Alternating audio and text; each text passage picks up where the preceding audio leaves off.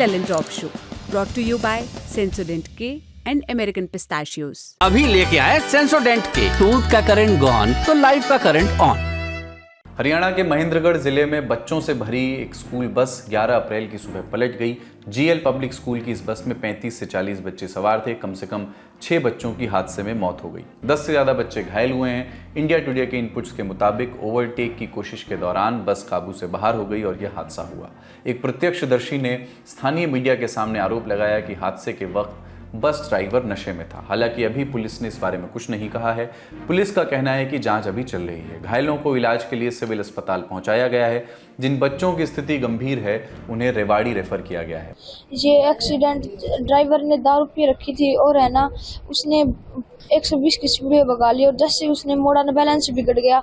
जब है ना वहाँ पे नहर थी उसमें टकरा गई बस। महेंद्रगढ़ के एसपी अर्श वर्मा ने इस मामले में बताया कि घटना सुबह करीब 8:30 बजे की है।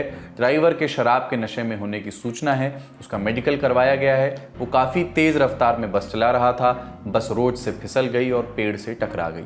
इस मामले में स्कूल की प्रिंसिपल दीप्ति राव को हिरासत में लिया गया है। आरोप है कि उन्हें ड्राइवर के नशे में होने की जानकारी थी, फिर भी बस को ले जाने दिया गया।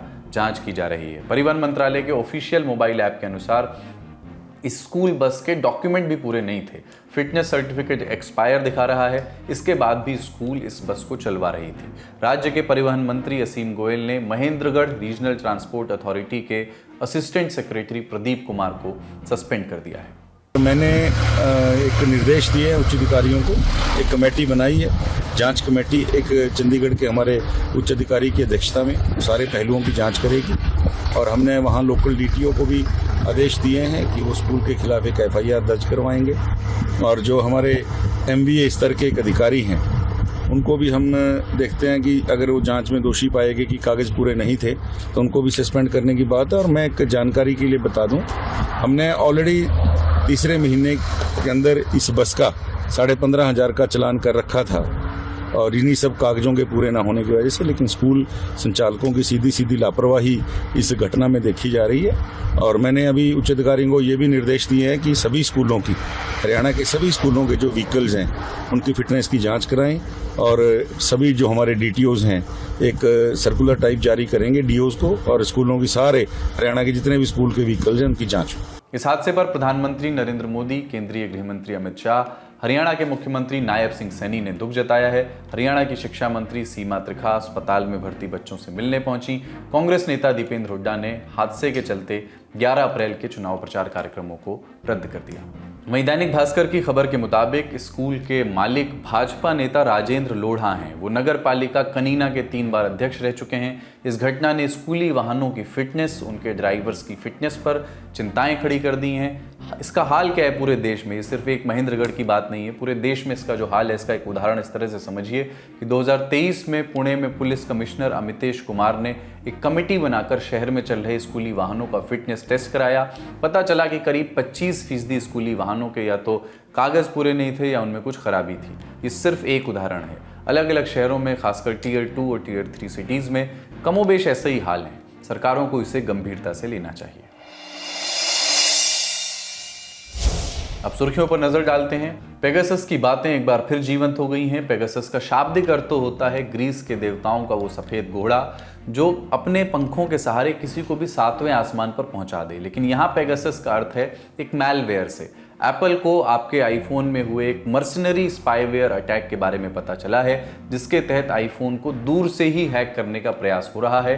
कृपया इसे सीरियसली लें। ये ईमेल 11 अप्रैल की रात 12:30 बजे कई आईफोन यूजर्स को आया। मेल आईफोन यूजर्स इस्तेमाल करने वालों के लिए एक तरह से चेतावनी थी कि एक किराए के स्पाईवेयर से एप्पल आईडी से जुड़े आईफोन को प्रभावित करने का प्रयास किया जा रहा है। इस चेतावनी भरे संदेश को एप्पल ने भारत के अलावा 91 देशों के यूजर्स को भेजा है। इसका मकसद कुछ खास लोगों के डिवाइसेस को टारगेट कर उनके डिवाइस का अनऑथराइज्ड एक्सेस हासिल करना होता है, यानी उन डिवाइस की जासूसी करना होता है। एप्पल ने मर्सनरी स्पाईवेयर अटैक की आशंका जताई है। ये स्पाईवेयर इजरायली कंपनी एनएसओ द्वारा बनाए गए जासूसी सॉफ्टवेयर पेगासस की तरह है। इसकी मदद से किसी के भी फ़ोन पर पूरी तरह निगरानी रखी जा सकती है। दुनिया के सबसे ताकतवर सॉफ्टवेयर में से एक पेगासस आसानी से एंड्रॉयड और iOS डिवाइस को हैक कर सकता है। 6 महीनों के अंदर ये दूसरी बार है जब एप्पल ने आईफोन यूजर्स को सॉफ्टवेयर के सहारे होने वाली जासूसी को लेकर चेताया है। पिछले साल अक्टूबर 2023 में भी ऐसा हुआ था जब इंडियन एक्सप्रेस ने एमनेस्टी इंटरनेशनल की जांच के हवाले से एक रिपोर्ट प्रकाशित की थी। रिपोर्ट में कहा गया था कि भारत के कई नेताओं और 2 पत्रकारों को उनके आईफोन पर संभावित राज्य प्रायोजित स्पाईवेयर अटैक यानी स्टेट स्पॉन्सर्ड स्पाईवेयर अटैक का मैसेज मिला था। इन नेताओं में कांग्रेस सांसद शशि थरूर, तृणमूल कांग्रेस की सदस्य महुआ मोइत्रा और आम आदमी पार्टी के सांसद राघव चड्ढा शामिल हैं, जिन्होंने दावा किया था कि उनके आईफोन पर भी एक खतरे वाला नोटिफिकेशन आया था। एमनेस्टी इंटरनेशनल का दावा था कि पत्रकार सिद्धार्थ वरदराजन और आनंद मंगनाले के फोन को भी निशाना बनाया गया था। उस वक्त सरकार की तरफ से इस मामले पर जवाब भी आया था। केंद्रीय इलेक्ट्रॉनिक्स और IT राज्य मंत्री राजीव चंद्रशेखर ने अपनी प्रतिक्रिया दी थी। उन्होंने कहा था कि एप्पल को यह बताना चाहिए कि थ्रेट नोटिफिकेशन का कारण क्या था, लेकिन कल रात आए अलर्ट मैसेज को पर अभी तक सरकार की तरफ से कोई प्रतिक्रिया नहीं आई है। अगली खबर, एक महिला जिसे एक तरफ तो प्रतिभा के दम पर पहचान मिल रही है, दूसरी तरफ सोशल मीडिया पर ट्रोलिंग का, हेट का सामना करना पड़ रहा है। 19 साल की अवंतिका वंदनापू भारतीय मूल की अमेरिकी एक्ट्रेस हैं। कॉमेडी फिल्म मीन गर्ल्स से अवंतिका के अभिनय को पहचान मिली। फिल्म के बाद उन्होंने कहा था कि इंटरनेशनल मंच पर भारत की गूंजती आवाज़ का एक जरिया बनने को लेकर वो काफ़ी एक्साइटेड हैं। फिर खबर ये भी आई कि उन्हें डिज्नी की टैंगल्ड के लाइव एक्शन रीमेक में रपंजेल नाम के किरदार के लिए सेलेक्ट कर लिया गया है। ये खबर आने के बाद से ही अवंतिका को लगातार सोशल मीडिया पर ट्रोल और हेट स्पीच का सामना करना पड़ रहा है। अवंतिका पर नस्लभेदी टिप्पणियां की जा रही हैं। रपंजेल एक जर्मन परिकथा है। इस पर कुछ ट्रोल्स का कहना है कि ये रोल किसी भारतीय के बजाय अमेरिकी ब्लॉन्ड महिला को या वाइट महिला को दिया जाना चाहिए था। लोगों ने अवंतिका के साथ साथ डिज्नी को भी ट्रोल कर दिया, लेकिन उसी सोशल मीडिया की आभासी दुनिया में अवंतिका को कुछ लोगों का साथ भी मिला है। वंदनापू के पक्ष में भी कई लोगों ने आवाज़ें उठाते हुए उन्हें ट्रोल करने वालों की भरसक आलोचना की है।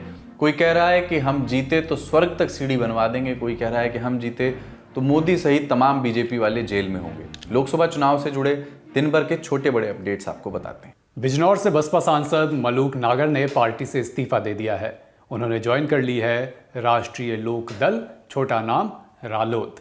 जयंत चौधरी से दिल्ली में मिलकर उन्होंने RLD की सदस्यता ग्रहण की। जयंत चौधरी और मलूक नागर दोनों ने साथ में प्रेस कॉन्फ्रेंस भी की।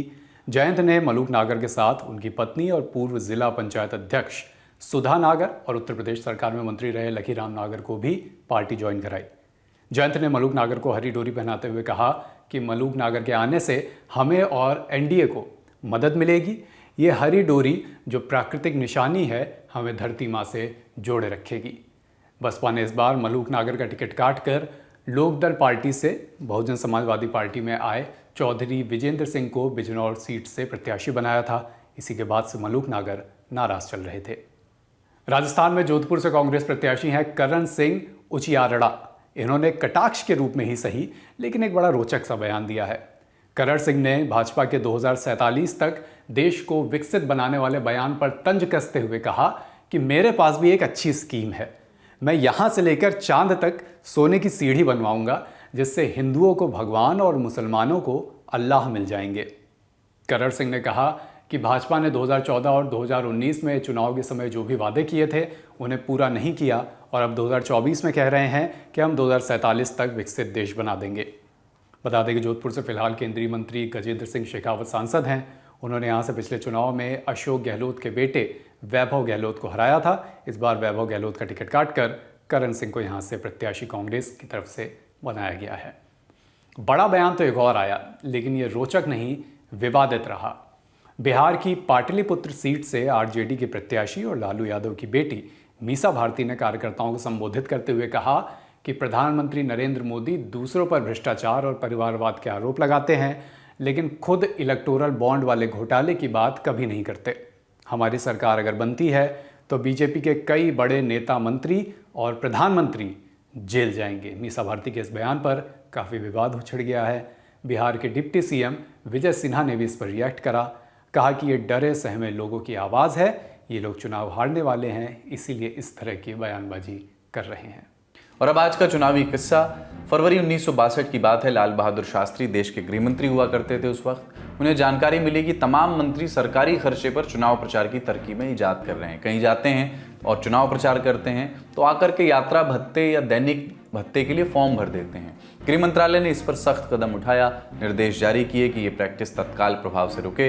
कहा कि बतौर मंत्री कहीं जा रहे हैं तो वो बात अलग है, पर बतौर पार्टी के नेता कहीं जा रहे हैं तो वो अलग चीज़ है। इसके बाद सरकारी खर्चे पर चुनाव प्रचार में कमी आई और इस फैसले से शास्त्री की छवि भी ईमानदार और सख्त प्रशासक की बनी। 2 साल बाद 1964 में वो प्रधानमंत्री बने। आज का लल्लन टॉप शो यहीं तक। अपना और अपनों का ख्याल रखिए, देखते रहिए दी लल्लन टॉप। शुक्रिया, शुभ रात्रि।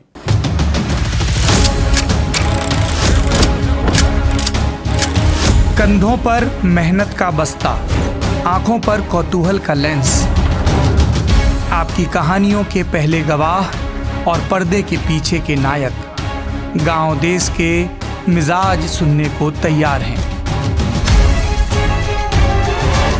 क्या आप तैयार हैं?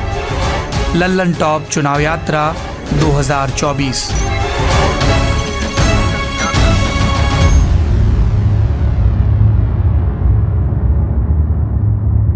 Powered by Mangaldeep. प्रार्थना की महक प्रार्थना के बाद भी। Candid dusting powder, ITC sunrise मसाले, स्वाद बिहार का।